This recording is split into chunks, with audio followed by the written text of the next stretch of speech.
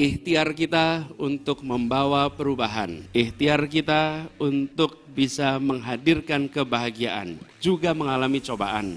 Bahkan di masa-masa itu ada pandemi dan berbagai macam tantangan lainnya. Alhamdulillah, bersama PKS Jakarta kita sama-sama jaga. Yang terjadi adalah Jakarta yang tenang, teduh, aman, damai, tentram, dan penuh saling toleransi di seluruh warganya. PKS melewati jalan perjuangan yang juga tidak mudah. Banyak rayuan, banyak tekanan, dan juga mungkin ada ancaman. Tapi PKS tetap berpegang teguh pada prinsip bahwa ini adalah perjuangan untuk kemajuan bangsa, untuk perbaikan, dan insya Allah itu akan mendapatkan kemudahan dalam perjalanan nanti. Izinkan saya membaca pantun di akhir, boleh ya? Keadilan adalah mimpi setiap insan, sejahtera adalah muara perjuangan. Bersama PKS kita bergandengan tangan, menang bersama rakyat, tuntaskan tujuan.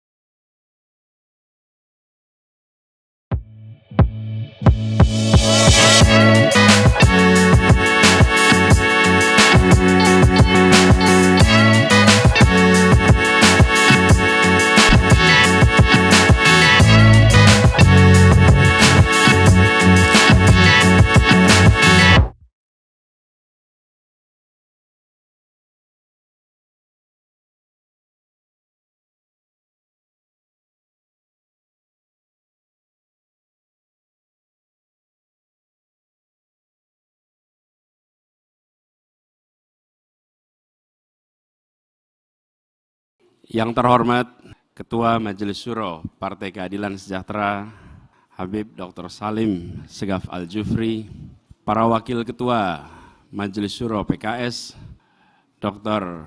Muhammad Hidayat Nur Wahid, Bapak Muhammad Soebul Iman, Bapak Dr. Ahmad Heriawan, Bapak Insinyur Suharna Surapranata, yang saya hormati Sekretaris Majelis Syuro PKS Bapak Muhammad Sauki, yang saya hormati Presiden PKS Bapak Haji Ahmad Saihu, Sekjen PKS Habib Abu Bakar Al-Habsyi, Bendahara Umum PKS Bapak Mahfudz Abdurrahman, Ketua Majelis Pertimbangan Pusat PKS Bapak Dr. Suswono, Ketua Dewan Syariah Pusat PKS K. Haji Muslih Abdul Karim, dan yang saya hormati seluruh anggota Majelis Syuro PKS yang hadir bersama di sini. Juga yang saya hormati seluruh keluarga besar Partai Keadilan Sejahtera yang mengikuti acara ini secara live melalui streaming yang mengikuti di seluruh Indonesia, serta hadirin sekalian dan teman-teman media. Assalamualaikum warahmatullahi wabarakatuh. Alhamdulillah, kita bersyukur kepada Allah Subhanahu wa taala pada siang yang cerah dan teduh ini. Kita bersama-sama diberikan nikmat sehat, kekuatan untuk bisa berkumpul bersama dalam sebuah majelis yang insya Allah mulia ini. Izinkan dalam kesempatan ini kami menyampaikan bahwa kebersamaan dengan PKS bukanlah sesuatu yang baru. Selama 7 tahun ini, sejak tahun 2016, pada waktu itu kami duduk di ruang yang sama dengan ruang yang tadi. Persis proses yang sama dengan yang tadi. Mendapatkan amanat dari PKS untuk menjadi calon gubernur di Jakarta. Karena itu kebersamaan ini sudah mengakar dan tumbuh kuat, tinggi menjulang ke atas. Apalagi kebersamaan itu dipupuk melalui masa-masa perjuangan yang tidak bisa dibilang mudah. Pada masa itu kalau kita ingat, mungkin Pak Presiden juga ingat, pada masa itu hampir semua survei meletakkan yang diamanati oleh PKS ini selalu nomor 3 di survei manapun pada waktu itu. Tetapi itu tidak membuat ciut, bahkan PKS dan seluruh kadernya menjadi makin bersemangat dalam perjuangan pada masa itu. Semangatnya berlipat, bara perjuangan membara, kerja keras, akhirnya kemudian kerja besar itu atas pertolongan Allah, atas izin Allah diantarkan pada kemenangan di Jakarta. Survei-survei yang semula menempatkan nomor 3 tak lagi muncul di permukaan. Alhamdulillah, kemenangan itu menghasilkan bukan saja kemenangan bagi PKS, bukan saja kemenangan bagi calon gubernur dan wakil gubernur, tapi juga kemenangan untuk warga Jakarta. Dan dalam perjalanan 5 tahun bertugas di Jakarta, PKS mendampingi, mendukung, mengawal erat seluruh perjuangan yang ada di Jakarta. Ikhtiar kita untuk membawa perubahan, ikhtiar kita untuk bisa menghadirkan kebahagiaan, juga mengalami cobaan. Bahkan di masa-masa itu ada pandemi dan berbagai macam tantangan lainnya. Alhamdulillah bersama PKS, Jakarta kita sama-sama jaga. Yang terjadi adalah Jakarta yang tenang, teduh, aman, damai, tentram, dan penuh saling toleransi di seluruh warganya.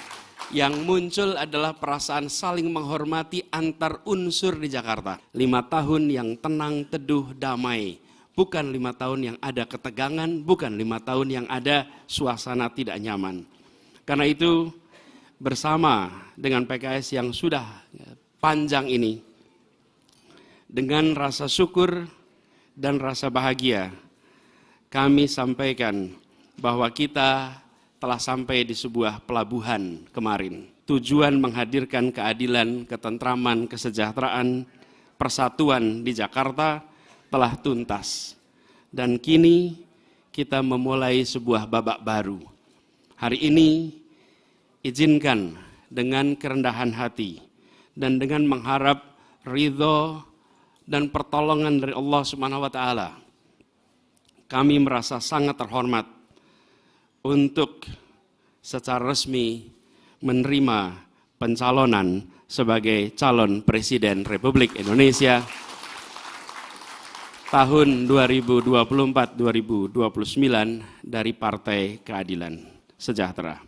Ini adalah sebuah amanat besar. Ini adalah sebuah amanat yang akan kami emban dengan teguh dan siap untuk bekerja keras, siap untuk bekerja erat dengan partai-partai pengusung yang sudah dan akan bergabung di dalam sebuah ikhtiar untuk memajukan Indonesia, membawa perubahan bagi perbaikan. Bismillah, perjalanan ini insya Allah menjadi perjalanan yang mendapatkan ridho dari Allah. Saat PKS melewati perjalanan untuk memutuskan, PKS melewati jalan perjuangan yang juga tidak mudah.